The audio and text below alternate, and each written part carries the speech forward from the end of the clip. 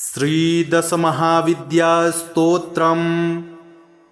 नमस्ते चण्डिके चण्डी चण्डमुण्डविनाशिनी।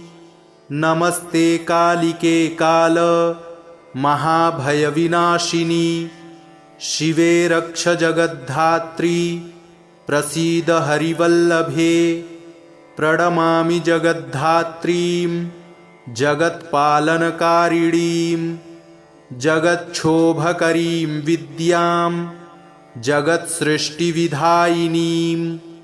करालां विकटां घोरां मुण्डमालाविभूषितां हरार्चितां हराराध्यां नमामि हरवल्लभां। गौरीं गुरुप्रियां गौर वरडालङ्कारभूषितां हरिप्रियां महामायां नमामि ब्रह्मपूजितां। सिद्धां सिद्धेश्वरीं सिद्ध विद्याधरगणैर्युतां मन्त्रसिद्धिप्रदां योनि सिद्धिदां लिङ्गशोभितां। प्रणमामि महामायां दुर्गा दुर्गतिनाशिनीम् उग्रामुग्रमयीमुग्र तारामुग्रगणैर्युतां नीलां नीलघनश्यामां नमामि नीलसुन्दरीं। श्यामाङ्गीं श्यामघटिकां श्यामवर्णविभूषितां प्रणमामि जगद्धात्रीं गौरीं सर्वार्थसाधिनीं। विश्वेश्वरीं महाघोरां विकटां घोरनादिनीं। आद्यामाद्यगुरोराद्या माद्यानाथ प्रपूजितां। श्रीदुर्गां धनदामन्न पूर्णां पद्मां सुरेश्वरीं। प्रणमामि जगद्धात्रीं चन्द्रशेखरवल्लभां। त्रिपुरां सुन्दरीं बाला मबलागणभूषितां शिवदूतीं शिवाराध्यां शिवधेयां सनातनीं। सुन्दरीं तारिणीं सर्व शिवागणविभूषितां नारायणीं विष्णुपूज्यां ब्रह्मविष्णुहरप्रियां। सर्वसिद्धिप्रदां नित्या मनित्यगणवर्जितां। सगुणां निर्गुणां ध्येया मर्चितां सर्वसिद्धिदां। विद्यां सिद्धिप्रदां विद्यां महाविद्यामहेश्वरीं। महेशभक्तां माहेशीं महाकालप्रपूजितां। प्रणमामि जगद्धात्रीं शुम्भासुरविमर्दिनीं। रक्तप्रियां रक्तवर्णां रक्तबीजविमर्दिनीं। भैरवीं भुवनादेवीं लोलजिह्वां सुरेश्वरीं। चतुर्भुजां दशभुजामष्टादशभुजां शुभां। त्रिपुरेशीं विश्वनाथ प्रियां विश्वेश्वरीं शिवां। अट्टहासामट्टहास प्रियां धूम्रविनाशिनीं। कमलां छिन्नमस्तां च मातङ्गीं सुरसुन्दरीं। षोडशीं विजयां भीमां धूम्रां च बगलामुखीं। सर्वसिद्धिप्रदां सर्वविद्यामन्त्रविशोधिनीं। प्रणमामि जगत्तारां सारं मन्त्रसिद्धये। इत्येवं वरारोहे स्तोत्रं सिद्धिकरं प्रियं। पठित्वा मोक्षमाप्नोति सत्यं वै गिरिनन्दिनी। कुजवारे चतुर्दश्या ममायां जीववासरे। शुक्रे निशिगते स्तोत्रं पठित्वा मोक्षमाप्नुयात्। त्रिपक्षे मन्त्रसिद्धिः स्यात् स्तोत्रपाठाद्धिशङ्करी। चतुर्दश्यां निशाभागे शनिभौमदिने तथा निशामुखे पठेत् स्तोत्रं मन्त्रसिद्धिमवाप्नुयात्। केवलं स्तोत्रपाठाद्धि मन्त्रसिद्धिरनुत्तमा। जागर्ति सततं चण्डी स्तोत्रपाठाद्भुजङ्गिनी। नमस्ते चण्डिके चण्डी चण्डमुण्डविनाशिनी। नमस्ते कालिके काल महाभयविनाशिनी। शिवे रक्ष जगद्धात्री प्रसीद हरिवल्लभे। प्रणमामि जगद्धात्रीं जगत्पालनकारिणीं। जगच्छोभकरीं विद्यां जगत्सृष्टिविधायिनीं। करालां विकटां घोरां मुण्डमालाविभूषितां। हरार्चितां हराराध्यां नमामि हरवल्लभां। गौरीं गुरुप्रियां गौर वरडालङ्कारभूषितां। हरिप्रियां महामायां नमामि ब्रह्मपूजितां। सिद्धां सिद्धेश्वरीं सिद्ध विद्याधरगणैर्युतां। मन्त्रसिद्धिप्रदां योनि सिद्धिदां लिङ्गशोभितां। प्रणमामि महामायां दुर्गा दुर्गतिनाशिनीम्। उग्रामुग्रमयीमुग्र तारामुग्रगणैर्युतां। नीलां नीलघनश्यामां नमामि नीलसुन्दरीं। श्यामाङ्गीं श्यामघटिकां श्यामवर्णविभूषितां। प्रणमामि जगद्धात्रीं गौरीं सर्वार्थसाधिनीं। विश्वेश्वरीं महाघोरां विकटां घोरनादिनीं। आद्यामाद्यगुरोराद्या माद्यानाथ प्रपूजितां। श्रीदुर्गां धनदामन्न पूर्णां पद्मां सुरेश्वरीं। प्रणमामि जगद्धात्रीं चन्द्रशेखरवल्लभां। त्रिपुरां सुन्दरीं बालामबलागणभूषितां।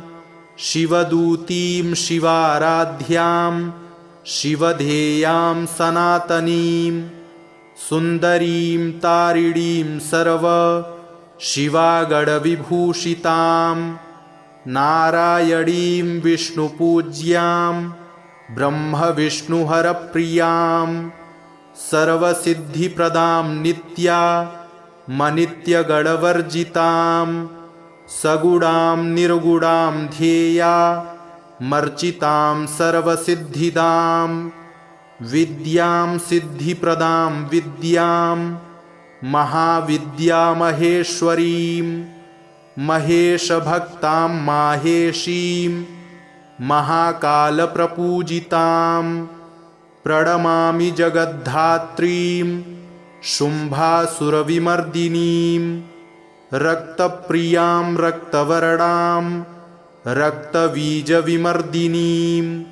भैरवीं भुवनादेवीं लोलजिह्वां सुरेश्वरीं। चतुर्भुजां दशभुजामष्टादशभुजां शुभां। त्रिपुरेशीं विश्वनाथ प्रियां विश्वेश्वरीं शिवाम्। अट्टहासामट्टहास प्रियां धूम्रविनाशिनीं। कमलां छिन्नमस्तां च मातङ्गीं सुरसुन्दरीं। षोडशीं विजयां भीमां धूम्रां च बगलामुखीं। सर्वसिद्धिप्रदां सर्वविद्यामन्त्रविशोधिनीं। प्रणमामि जगत्तारां सारं मन्त्रसिद्धये। इत्येवं वरारोहे स्तोत्रं सिद्धिकरं प्रियं। पठित्वा मोक्षमाप्नोति सत्यं वै गिरिनन्दिनी कुजवारे चतुर्दश्या ममायां जीववासरे शुक्रे निशिगते स्तोत्रं पठित्वा मोक्षमाप्नुयात् त्रिपक्षे मन्त्रसिद्धिः स्यात् स्तोत्रपाठाद्धिशङ्करी चतुर्दश्यां निशाभागे शनिभौमदिने तथा निशामुखे पठेत् स्तोत्रं मन्त्रसिद्धिमवाप्नुयात् केवलं स्तोत्रपाठाद्धि मन्त्रसिद्धिरनुत्तमा जागर्ति सततं चण्डी स्तोत्रपाठाद्भुजङ्गिनी नमस्ते चण्डिके चण्डी चण्डमुण्डविनाशिनी नमस्ते कालिके काल महाभयविनाशिनी शिवे रक्ष जगद्धात्री प्रसीद हरिवल्लभे प्रणमामि जगद्धात्रीं जगत्पालनकारिणीं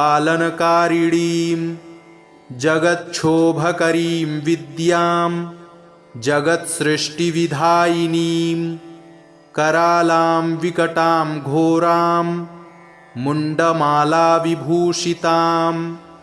हरार्चितां हराराध्यां नमामि हरवल्लभां गौरीं गुरुप्रियां गौर वरडालङ्कारभूषितां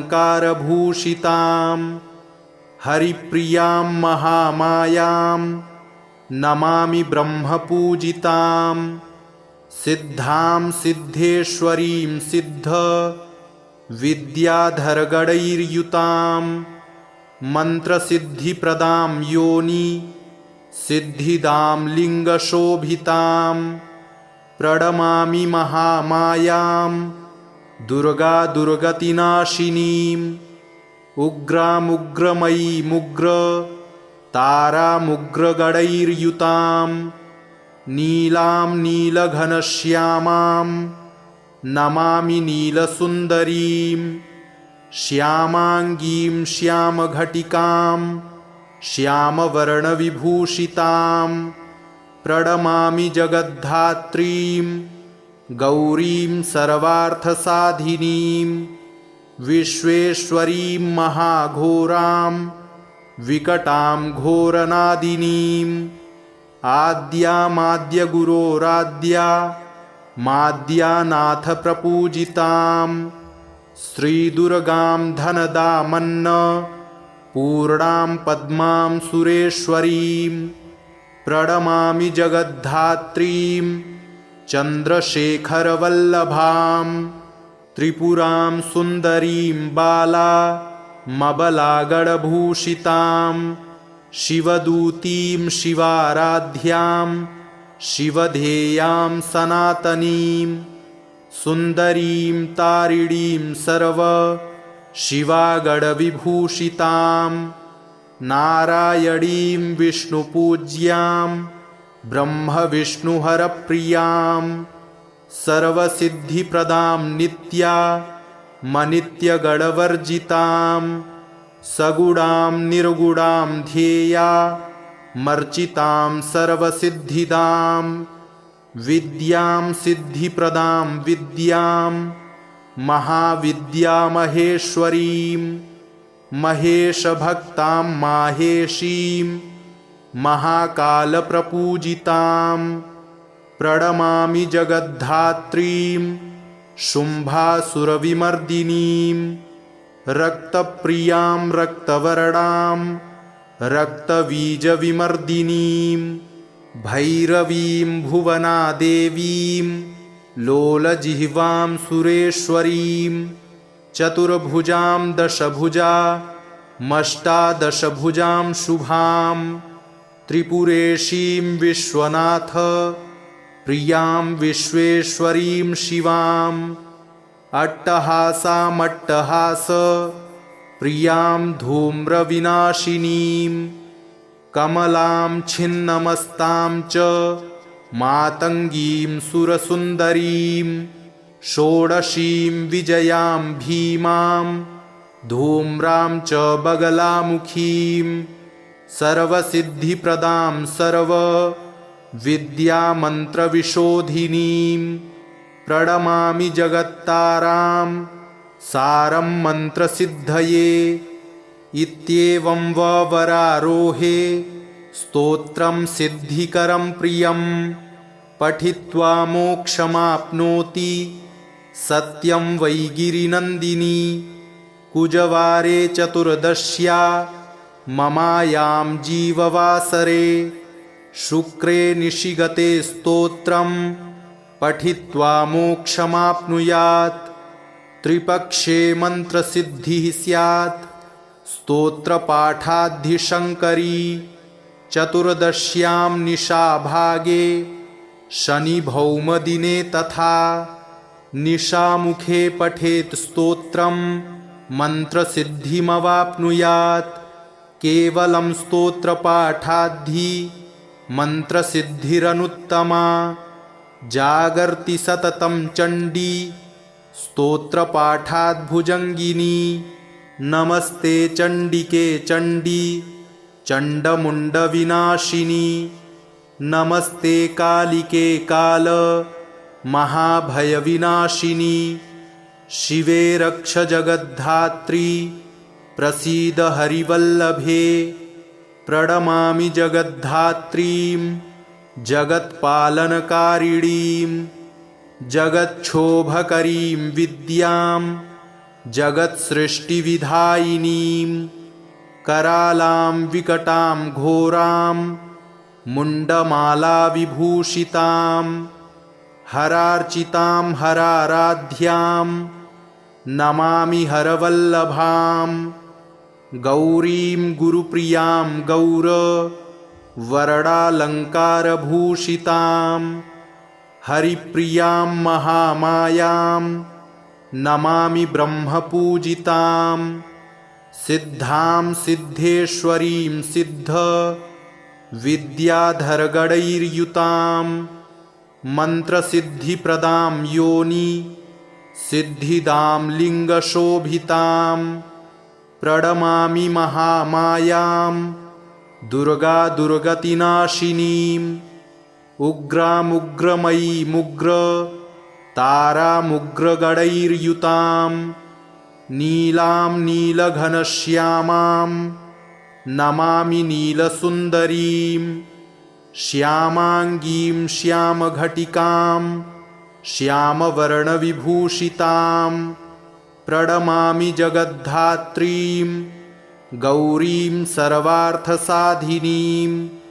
विश्वेश्वरीं महाघोरां विकटां घोरनादिनीम् आद्यामाद्यगुरोराद्या माद्यानाथ प्रपूजितां।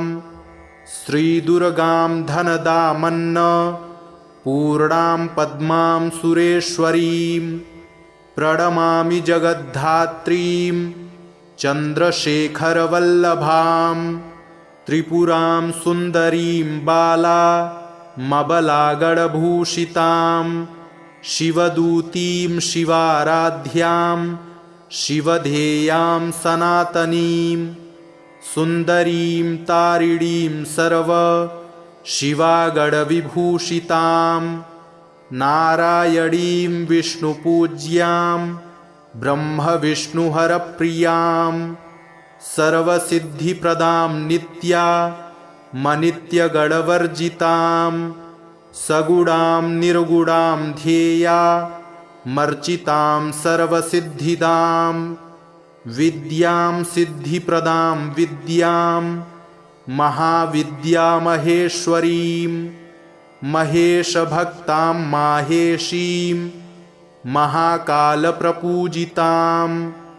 प्रणमामि जगद्धात्रीं शुम्भासुरविमर्दिनीं रक्तप्रियां रक्तवर्णां रक्तबीजविमर्दिनीं। भैरवीं भुवनादेवीं लोलजिह्वां सुरेश्वरीं। चतुर्भुजां दशभुजामष्टादशभुजां शुभां।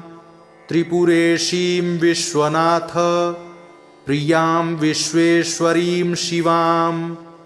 अट्टहासामट्टहास प्रियां धूम्रविनाशिनीं कमलां छिन्नमस्तां च मातङ्गीं सुरसुन्दरीं षोडशीं विजयां भीमां धूम्रां च बगलामुखीं सर्वसिद्धिप्रदां सर्वविद्यामन्त्रविशोधिनीं प्रणमामि जगत्तारां सारं मन्त्रसिद्धये।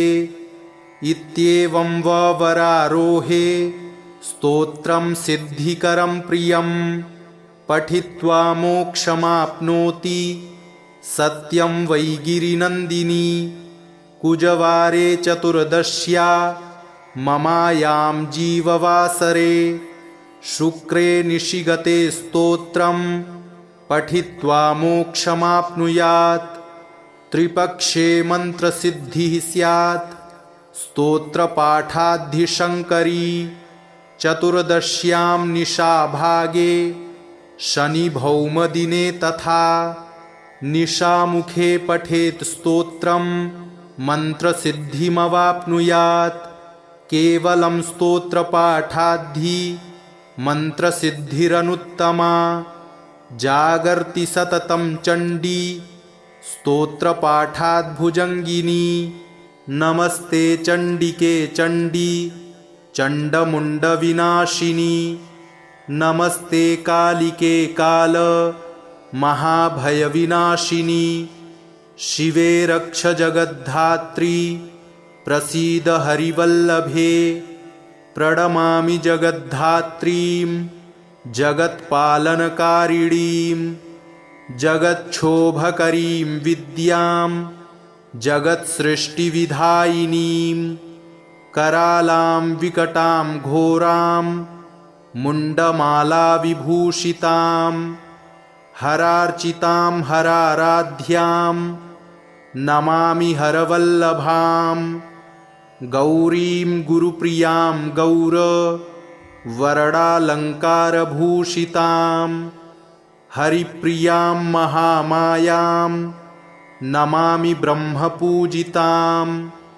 सिद्धां सिद्धेश्वरीं सिद्ध विद्याधरगणैर्युतां मन्त्रसिद्धिप्रदां योनि सिद्धिदां लिङ्गशोभितां। प्रणमामि महामायां दुर्गा दुर्गतिनाशिनीं उग्रामुग्रमयीमुग्र तारामुग्रगणैर्युतां नीलां नीलघनश्यामां नमामि नीलसुन्दरीं। श्यामाङ्गीं श्यामघटिकां श्यामवर्णविभूषितां प्रणमामि जगद्धात्रीं गौरीं सर्वार्थसाधिनीं।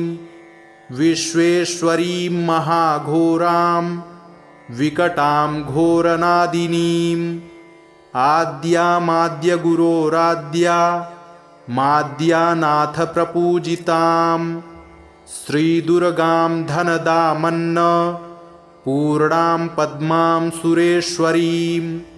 प्रणमामि जगद्धात्रीं चन्द्रशेखरवल्लभां त्रिपुरां सुन्दरीं बालामबलागणभूषितां शिवदूतीं शिवाराध्यां शिवधेयां सनातनीं सुन्दरीं तारिणीं सर्व शिवागणविभूषितां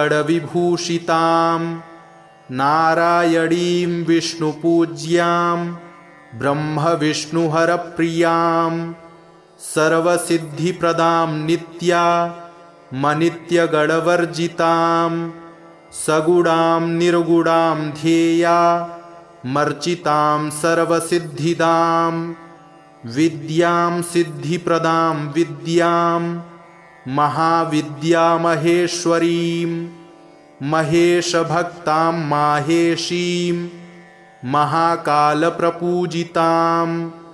प्रणमामि जगद्धात्रीं शुम्भासुरविमर्दिनीं रक्तप्रियां रक्तवर्णां रक्तबीजविमर्दिनीं भैरवीं भुवनादेवीं लोलजिह्वां सुरेश्वरीं चतुर्भुजां दशभुजामष्टादशभुजां शुभां त्रिपुरेशीं विश्वनाथ प्रियां विश्वेश्वरीं शिवाम् अट्टहासामट्टहास प्रियां धूम्रविनाशिनीं कमलां छिन्नमस्तां च मातङ्गीं सुरसुन्दरीं षोडशीं विजयां भीमां धूम्रां च बगलामुखीं सर्वसिद्धिप्रदां सर्वविद्यामन्त्रविशोधिनीं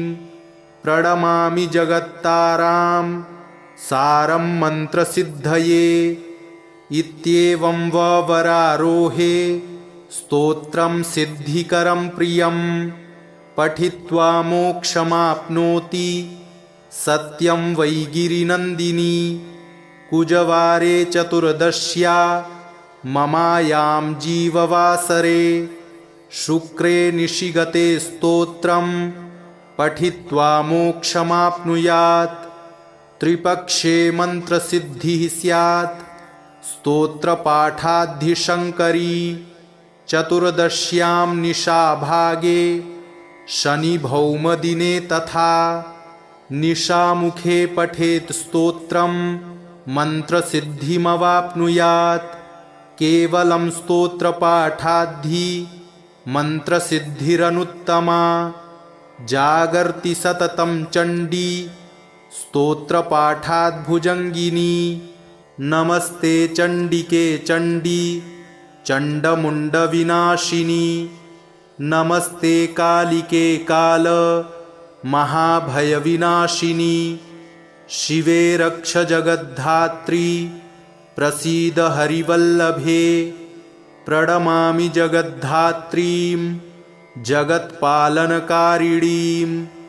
जगच्छोभकरीं विद्यां जगत्सृष्टिविधायिनीं करालां विकटां घोरां मुण्डमालाविभूषितां हरार्चितां हराराध्यां नमामि हरवल्लभां।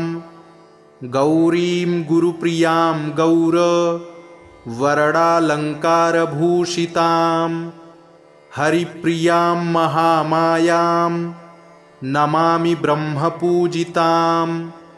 सिद्धां सिद्धेश्वरीं सिद्ध विद्याधरगणैर्युतां मन्त्रसिद्धिप्रदां योनि सिद्धिदां लिङ्गशोभितां। प्रणमामि महामायां दुर्गा दुर्गतिनाशिनीम् उग्रामुग्रमयीमुग्र तारामुग्रगणैर्युतां नीलां नीलघनश्यामां नमामि नीलसुन्दरीं। श्यामाङ्गीं श्यामघटिकां श्यामवर्णविभूषितां प्रणमामि जगद्धात्रीं गौरीं सर्वार्थसाधिनीं। विश्वेश्वरीं महाघोरां विकटां घोरनादिनीं। आद्यामाद्यगुरोराद्या माद्यानाथप्रपूजितां श्रीदुर्गां धनदामन्न पूर्णां पद्मां सुरेश्वरीं। प्रणमामि जगद्धात्रीं चन्द्रशेखरवल्लभां त्रिपुरां सुन्दरीं बालामबलागणभूषितां शिवदूतीं शिवाराध्यां शिवधेयां सनातनीं सुन्दरीं तारिणीं सर्व शिवागणविभूषितां नारायणीं विष्णुपूज्यां ब्रह्मविष्णुहरप्रियां सर्वसिद्धिप्रदां नित्यामनित्यगणवर्जितां सगुणां निर्गुणां ध्येया मर्चितां सर्वसिद्धिदां विद्यां सिद्धिप्रदां विद्यां महाविद्यामहेश्वरीं महेशभक्तां माहेशीं महाकालप्रपूजितां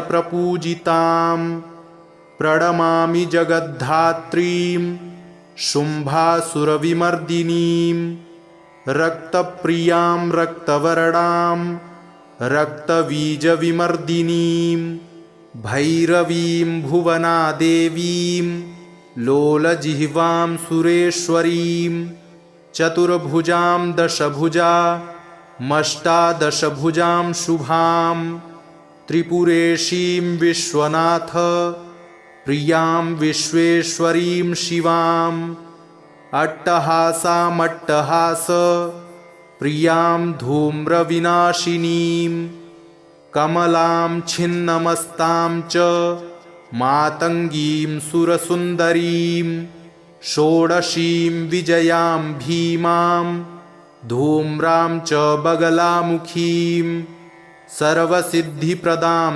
सर्वविद्यामन्त्रविशोधिनीं प्रणमामि जगत्तारां सारं मन्त्रसिद्धये इत्येवं वरारोहे स्तोत्रं सिद्धिकरं प्रियं पठित्वा मोक्षमाप्नोति सत्यं वै गिरिनन्दिनी कुजवारे चतुर्दश्या ममायां जीववासरे शुक्रे निशिगते स्तोत्रं पठित्वा मोक्षमाप्नुयात् त्रिपक्षे मन्त्रसिद्धिः स्यात् स्तोत्रपाठाद्धिशङ्करी चतुर्दश्यां निशाभागे शनिभौमदिने तथा निशामुखे पठेत् स्तोत्रं मन्त्रसिद्धिमवाप्नुयात् केवलं स्तोत्रपाठाद्धि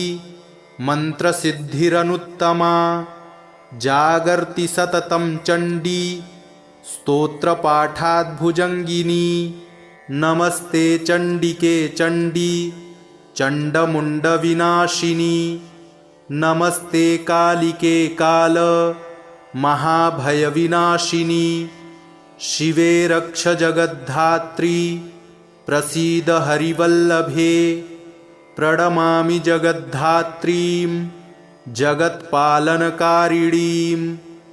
जगच्छोभकरीं विद्यां जगत्सृष्टिविधायिनीं करालां विकटां घोरां मुण्डमालाविभूषितां हरार्चितां हराराध्यां नमामि हरवल्लभां गौरीं गुरुप्रियां गौरवरडालङ्कारभूषितां हरिप्रियां महामायां नमामि ब्रह्मपूजितां सिद्धां सिद्धेश्वरीं सिद्ध विद्याधरगणैर्युतां मन्त्रसिद्धिप्रदां योनि सिद्धिदां लिङ्गशोभितां प्रणमामि महामायां दुर्गा दुर्गतिनाशिनीम् उग्रामुग्रमयीमुग्र तारामुग्रगणैर्युतां नीलां नीलघनश्यामां नमामि नीलसुन्दरीं श्यामाङ्गीं श्यामघटिकां श्यामवर्णविभूषितां प्रणमामि जगद्धात्रीं गौरीं सर्वार्थसाधिनीं विश्वेश्वरीं महाघोरां विकटां घोरनादिनीं आद्यामाद्यगुरोराद्या माद्यानाथप्रपूजितां श्रीदुर्गां धनदामन्न पूर्णां पद्मां सुरेश्वरीं प्रणमामि जगद्धात्रीं चन्द्रशेखरवल्लभां त्रिपुरां सुन्दरीं बालामबलागणभूषितां शिवदूतीं शिवाराध्यां शिवधेयां सनातनीं सुन्दरीं तारिणीं सर्व शिवागणविभूषितां नारायणीं विष्णुपूज्यां ब्रह्मविष्णुहरप्रियां सर्वसिद्धिप्रदां नित्यामनित्यगणवर्जितां सगुणां निर्गुणां ध्येयामर्चितां सर्वसिद्धिदां विद्यां सिद्धिप्रदां विद्यां महाविद्यामहेश्वरीं महेशभक्तां माहेशीं महाकालप्रपूजितां प्रणमामि जगद्धात्रीं शुम्भासुरविमर्दिनीं रक्तप्रियां रक्तवर्णां रक्तबीजविमर्दिनीं भैरवीं भुवनादेवीं लोलजिह्वां सुरेश्वरीं चतुर्भुजां दशभुजामष्टादशभुजां शुभां त्रिपुरेशीं विश्वनाथ प्रियां विश्वेश्वरीं शिवां अट्टहासामट्टहास प्रियां धूम्रविनाशिनीं कमलां छिन्नमस्तां च मातङ्गीं सुरसुन्दरीं षोडशीं विजयां भीमां धूम्रां च बगलामुखीं सर्वसिद्धिप्रदां सर्वविद्यामन्त्रविशोधिनीं प्रणमामि जगत्तारां सारं मन्त्रसिद्धये इत्येवं वरारोहे स्तोत्रं सिद्धिकरं प्रियं पठित्वा मोक्षमाप्नोति सत्यं वै गिरिनन्दिनी कुजवारे चतुर्दश्या ममायां जीववासरे शुक्रे निशिगते स्तोत्रं पठित्वा मोक्षमाप्नुयात् त्रिपक्षे मन्त्रसिद्धिः स्यात् स्तोत्रपाठाद्धिशङ्करी चतुर्दश्यां निशाभागे शनिभौमदिने तथा निशामुखे पठेत् स्तोत्रं मन्त्रसिद्धिमवाप्नुयात् केवलं स्तोत्रपाठाद्धि मन्त्रसिद्धिरनुत्तमा जागर्ति सततं चण्डी स्तोत्रपाठाद्भुजङ्गिनी नमस्ते चण्डिके चण्डी चण्डमुण्डविनाशिनी नमस्ते कालिके काल महाभयविनाशिनी शिवे रक्ष जगद्धात्री प्रसीद हरिवल्लभे प्रणमामि जगद्धात्रीं जगत्पालनकारिणीं जगच्छोभकरीं विद्यां जगत्सृष्टिविधायिनीं करालां विकटां घोरां मुण्डमालाविभूषितां हरार्चितां हराराध्यां नमामि हरवल्लभां गौरीं गुरुप्रियां गौरवर्णालङ्कारभूषितां हरिप्रियां महामायां नमामि ब्रह्मपूजितां सिद्धां सिद्धेश्वरीं सिद्ध विद्याधरगणैर्युतां मन्त्रसिद्धिप्रदां योनि सिद्धिदां लिङ्गशोभितां प्रणमामि महामायां दुर्गादुर्गतिनाशिनीं उग्रामुग्रमयीमुग्र तारामुग्रगणैर्युतां नीलां नीलघनश्यामां नमामि नीलसुन्दरीं श्यामाङ्गीं श्यामघटिकां श्यामवर्णविभूषितां प्रणमामि जगद्धात्रीं गौरीं सर्वार्थसाधिनीं विश्वेश्वरीं महाघोरां विकटां घोरनादिनीं आद्यामाद्यगुरोराद्या माद्यानाथप्रपूजितां श्रीदुर्गां धनदामन्न पूर्णां पद्मां सुरेश्वरीं प्रणमामि जगद्धात्रीं चन्द्रशेखरवल्लभां त्रिपुरां सुन्दरीं बालामबलागडभूषितां शिवदूतीं शिवाराध्यां शिवधेयां सनातनीं सुन्दरीं तारिणीं सर्व शिवागडविभूषितां नारायणीं विष्णुपूज्यां ब्रह्मविष्णुहरप्रियां सर्वसिद्धिप्रदां नित्यामनित्यगणवर्जितां सगुणां निर्गुणां ध्येयामर्चितां सर्वसिद्धिदां विद्यां सिद्धिप्रदां विद्यां महाविद्यामहेश्वरीं महेशभक्तां माहेशीं महाकालप्रपूजितां प्रणमामि जगद्धात्रीं शुम्भासुरविमर्दिनीं रक्तप्रियां रक्तवर्णां रक्तबीजविमर्दिनीं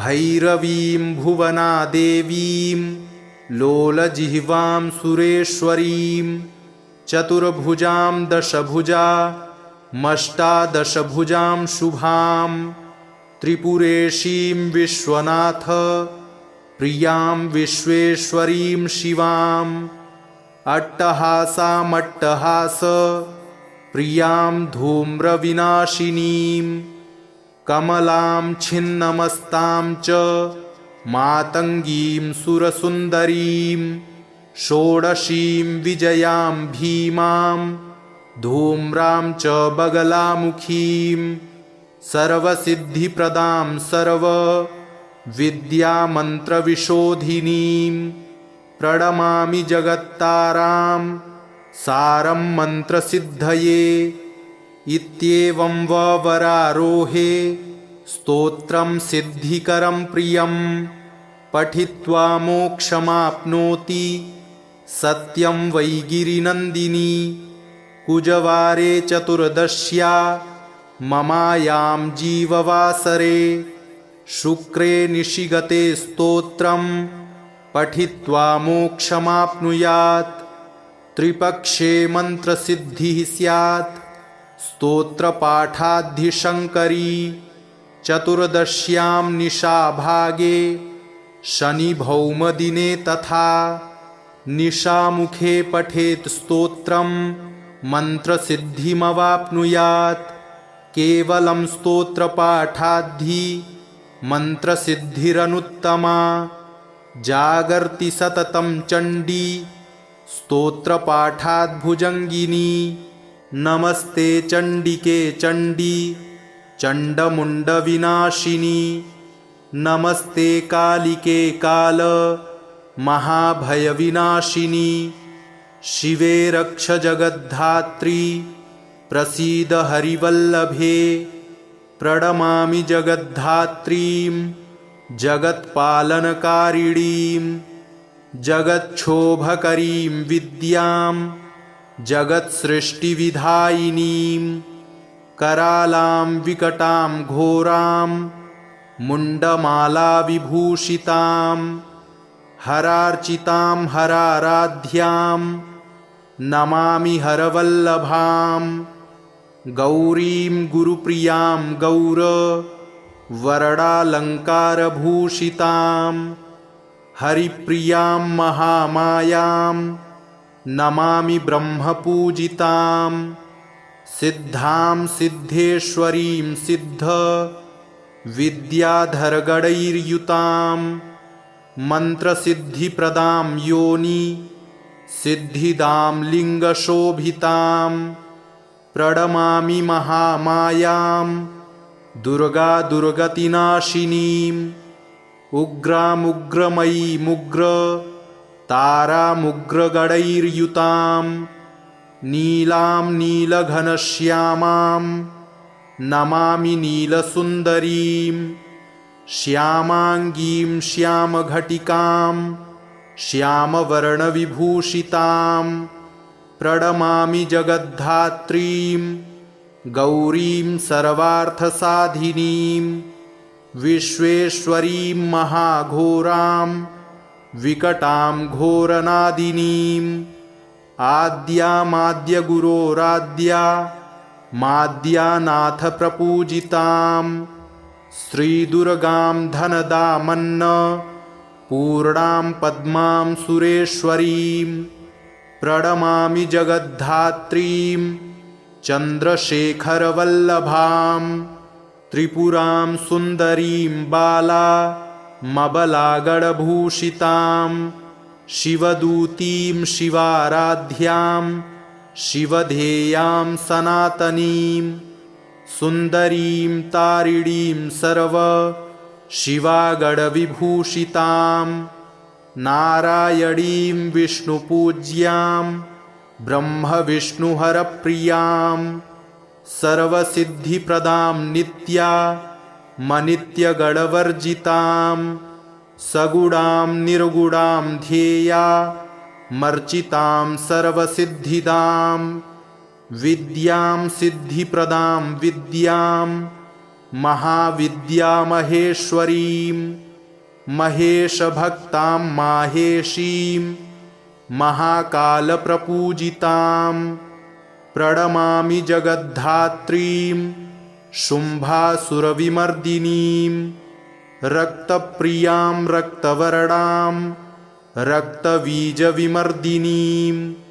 भैरवीं भुवनादेवीं लोलजिह्वां सुरेश्वरीं चतुर्भुजां दशभुजामष्टादशभुजां शुभां त्रिपुरेशीं विश्वनाथ प्रियां विश्वेश्वरीं शिवां अट्टहासामट्टहास प्रियां धूम्रविनाशिनीं कमलां छिन्नमस्तां च मातङ्गीं सुरसुन्दरीं षोडशीं विजयां भीमां धूम्रां च बगलामुखीं सर्वसिद्धिप्रदां सर्वविद्यामन्त्रविशोधिनीं प्रणमामि जगत्तारां सारं मन्त्रसिद्धये इत्येवं वरारोहे स्तोत्रं सिद्धिकरं प्रियं पठित्वा मोक्षमाप्नोति सत्यं वै गिरिनन्दिनी कुजवारे चतुर्दश्या ममायां जीववासरे शुक्रे निशिगते स्तोत्रं पठित्वा मोक्षमाप्नुयात् त्रिपक्षे मन्त्रसिद्धिः स्यात् स्तोत्रपाठाद्धिशङ्करी चतुर्दश्यां निशाभागे शनिभौमदिने तथा निशामुखे पठेत् स्तोत्रं मन्त्रसिद्धिमवाप्नुयात् केवलं स्तोत्रपाठाद्धि मन्त्रसिद्धिरनुत्तमा जागर्ति सततं चण्डी स्तोत्रपाठाद्भुजङ्गिनी नमस्ते चण्डिके चण्डी चण्डमुण्डविनाशिनी नमस्ते कालिके काल महाभयविनाशिनी शिवे रक्ष जगद्धात्री प्रसीद हरिवल्लभे प्रणमामि जगद्धात्रीं जगत्पालनकारिणीं जगच्छोभकरीं विद्यां जगत्सृष्टिविधायिनीं करालां विकटां घोरां मुण्डमालाविभूषितां हरार्चितां हराराध्यां नमामि हरवल्लभां गौरीं गुरुप्रियां गौरवर्णालङ्कारभूषितां हरिप्रियां महामायां नमामि ब्रह्मपूजितां सिद्धां सिद्धेश्वरीं सिद्ध विद्याधरगणैर्युतां मन्त्रसिद्धिप्रदां योनि सिद्धिदां लिङ्गशोभितां प्रणमामि महामायां दुर्गा दुर्गतिनाशिनीम् उग्रामुग्रमयीमुग्र तारामुग्रगणैर्युतां नीलां नीलघनश्यामां नमामि नीलसुन्दरीं श्यामाङ्गीं श्यामघटिकां श्यामवर्णविभूषितां प्रणमामि जगद्धात्रीं गौरीं सर्वार्थसाधिनीं विश्वेश्वरीं महाघोरां विकटां घोरनादिनीं आद्यामाद्यगुरोराद्या माद्यानाथ प्रपूजितां श्रीदुर्गां धनदामन्न पूर्णां पद्मां सुरेश्वरीं प्रणमामि जगद्धात्रीं चन्द्रशेखरवल्लभां त्रिपुरां सुन्दरीं बालामबलागणभूषितां शिवदूतीं शिवाराध्यां शिवधेयां सनातनीं सुन्दरीं तारिणीं सर्व शिवागणविभूषितां नारायणीं विष्णुपूज्यां ब्रह्मविष्णुहरप्रियां सर्वसिद्धिप्रदां नित्यामनित्यगणवर्जितां सगुणां निर्गुणां ध्येयामर्चितां सर्वसिद्धिदां विद्यां सिद्धिप्रदां विद्यां महाविद्यामहेश्वरीं महेशभक्तां माहेशीं महाकालप्रपूजितां प्रणमामि जगद्धात्रीं शुम्भासुरविमर्दिनीं रक्तप्रियां रक्तवर्णां रक्तबीजविमर्दिनीं भैरवीं भुवनादेवीं लोलजिह्वां सुरेश्वरीं चतुर्भुजां दशभुजामष्टादशभुजां शुभां त्रिपुरेशीं विश्वनाथ प्रियां विश्वेश्वरीं शिवां अट्टहासामट्टहास प्रियां धूम्रविनाशिनीं कमलां छिन्नमस्तां च मातङ्गीं सुरसुन्दरीं षोडशीं विजयां भीमां धूम्रां च बगलामुखीं सर्वसिद्धिप्रदां सर्वविद्यामन्त्रविशोधिनीं प्रणमामि जगत्तारां सारं मन्त्रसिद्धये इत्येवं वरारोहे स्तोत्रं सिद्धिकरं प्रियं पठित्वा मोक्षमाप्नोति सत्यं वै गिरिनन्दिनी कुजवारे चतुर्दश्या ममायां जीववासरे शुक्रे निशिगते स्तोत्रं पठित्वा मोक्षमाप्नुयात् त्रिपक्षे मन्त्रसिद्धिः स्यात् स्तोत्रपाठाद्धिशङ्करी चतुर्दश्यां निशाभागे शनिभौमदिने तथा निशामुखे पठेत् स्तोत्रं मन्त्रसिद्धिमवाप्नुयात् केवलं स्तोत्रपाठाद्धि